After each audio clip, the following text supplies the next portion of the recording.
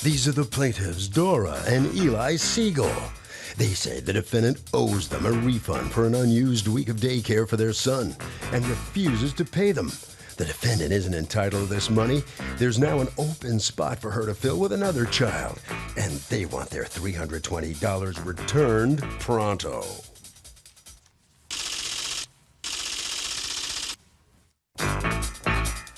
This is the defendant, Esther. She says the plaintiffs pulled their son out of her daycare early, spread rumors around to other parents, and she owes them nothing. Their argument that she now has an open spot is a moot point, since she does have the spot open but no child to fill it, and for that reason alone owes them nothing. She's accused of playing hardball. Okay, Dora and Eli Siegel, you are suing Esther. You've asked us not to mention your last name, and we'll respect that for $320 for 2 weeks of child care that you'd paid in advance and decided to pull your child out. Mm-hmm. Okay, talk to me. Tell me what happened. Well, we started sending our son to her daycare at the beginning of June. And how old is your son? 1.5 years. Okay. And, yeah. What's his name? Ari. And everything was really nice. He really liked it, and we really liked her services, and everything was going really, really nice. And was this in her house? Yes. Okay. The daycare's in her house. And come September time, we noticed that she started having more and more kids, and the quality of care started to decrease dramatically. Okay? And certain instances that happened in September that raised our concerns. Such as? Wow. He came home thirsty, hungry.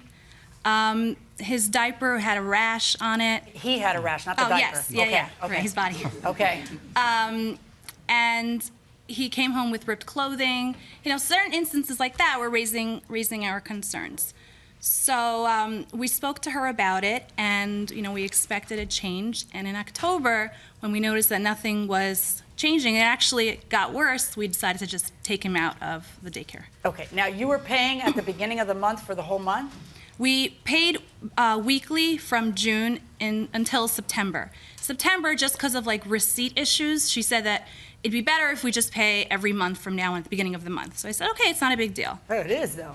Look at you. Yeah, now we're stuck. Yeah, you should always, from your perspective, if you're the person writing the check, you should always only write what you need to write. The money should be in your side, not in the other side. Right.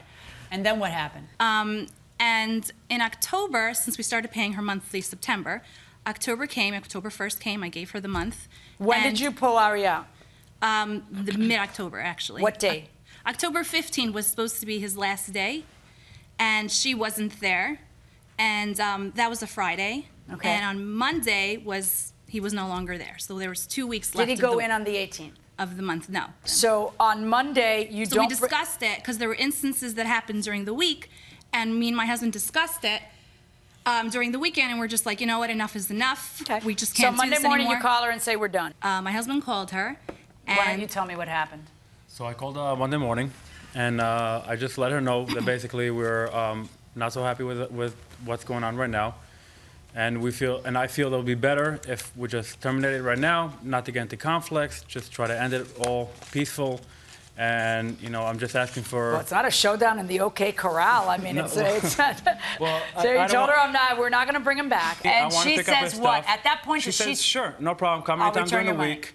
All right. When does she change her mind, though? She apparently changes her mind. On Monday. Back 2 hours later. 2 hours later that day. Yeah. She called back my wife. And she says, I was reading the contract, and it says that I'm not supposed to pay you.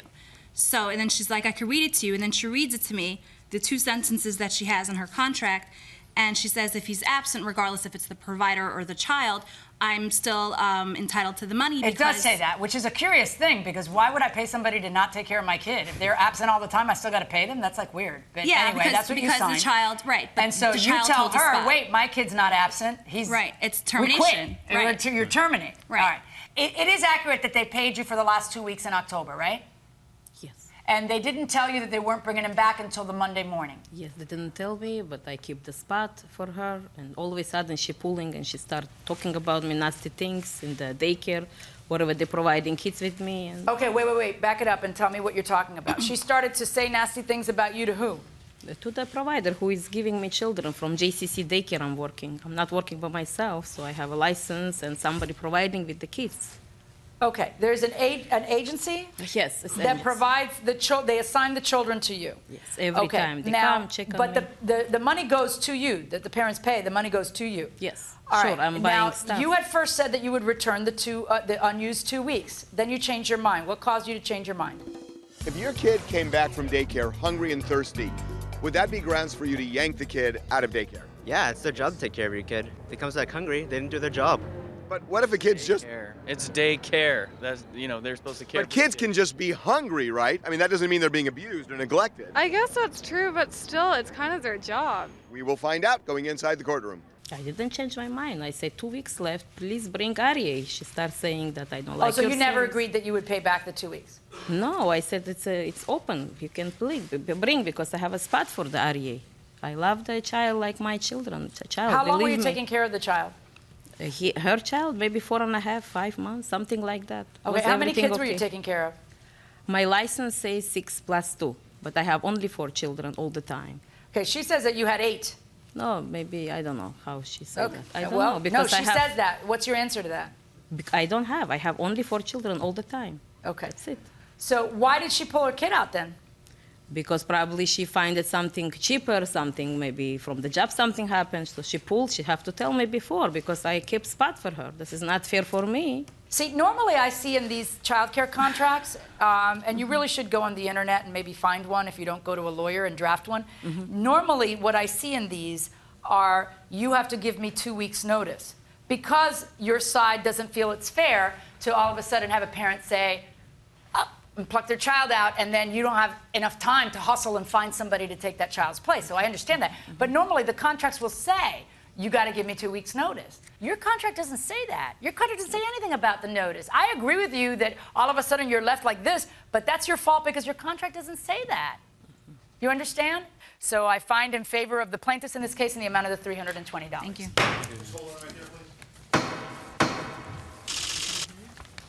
Was the defendant coming out in the hallway here maybe not your finest hour? What do you think of this outcome? It's really not right because I kept spot and I'm working very hard, and she pulled it out the child and I don't know what to What tell do you think her reason for pulling the child out was? She have to tell me before because I want to take other kids. That's it. I don't have a kids now because of that. All Okay. right. Okay. Thank you so All much. right, right down this way. You're welcome. Thank you. All right, so come on in here. Satisfied how this comes out? Oh, yeah, What happened? finally. What happened? We just didn't like the services, and there How were could it things go that, south all of a sudden? You checked her out in advance. yeah, we did, and we just felt that there's just too many kids. She just had too many kids that she can handle. And that rash really did it. Oh, Kids yeah. get rashes. Oh, yeah. Kids get Oh, rashes. yeah. Yeah, Right? they get I mean, rashes, but you don't go and blame the parents. It's your fault. This is why it's happening. You take responsibility for something that you did. Harvey. Okay, Kurt, there is a rule of contracts that if you sign a contract with somebody and there's an ambiguity, the contract is construed against the person who actually drafted the agreement. So if the daycare center drafted the agreement, they're stuck with the ambiguity.